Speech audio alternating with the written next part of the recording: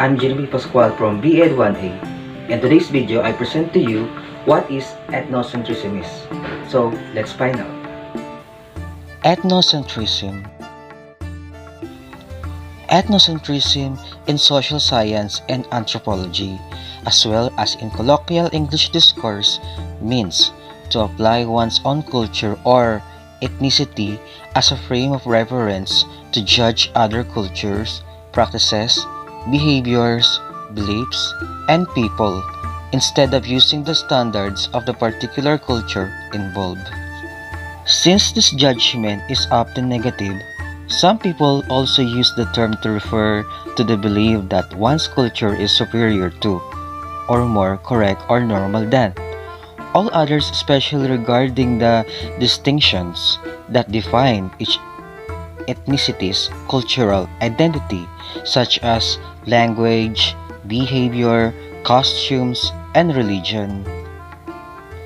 In common usage, it can also simply mean any culturally biased judgment. For example, ethnocentrism can be seen in the common portrayals of the Global South and the Global North. Polish sociologist Ludwig Gombrowicz is believed to have coined the term ethnocentrism in the 19th century, although he may have merely popularized it. Ethnocentrism is sometimes related to racism, stereotyping, discrimination, or xenophobia. However, the term ethnocentrism does not necessarily involve a negative view of others, race, or indicate a negative connotation.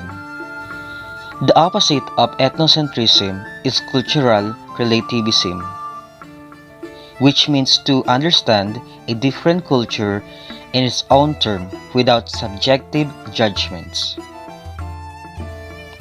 The term ethnocentrism was first applied in the social sciences by American sociologist William G. Sumner.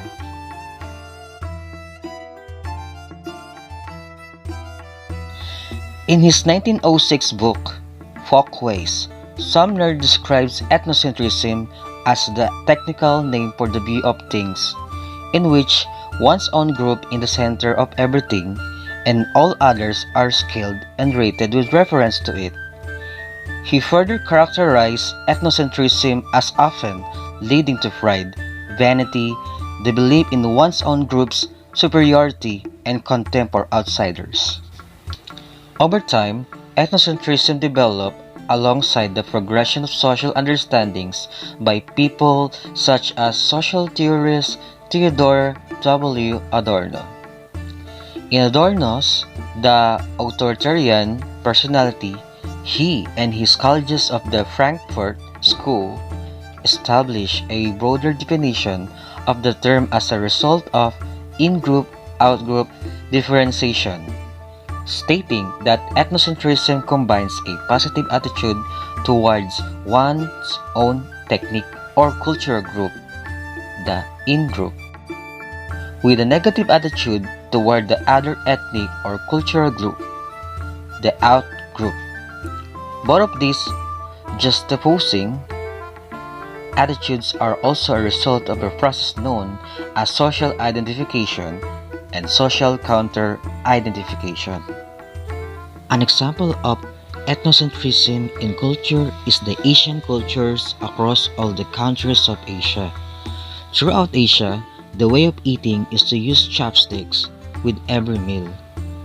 These people may find it unnecessary to find that people in other societies, such as the American society, eat using forks, spoons, knives. Although the causes of ethnocentric beliefs and actions can have varying roots of context and reason, the effects of ethnocentrism has had both negative and positive effects throughout history. The most detrimental effects of ethnocentrism resulting into genocide, apartheid, slavery, and many violent conflicts. The real danger of ethnocentrism is that it promotes a view of superiority over other groups. This kind of insular thinking sees other cultures as backward, evil, or wrong.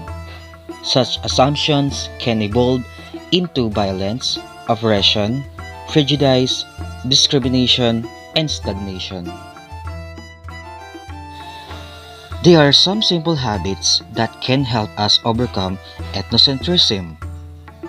Avoid assumptions, learn about other cultures, avoid judgments, and be respectful.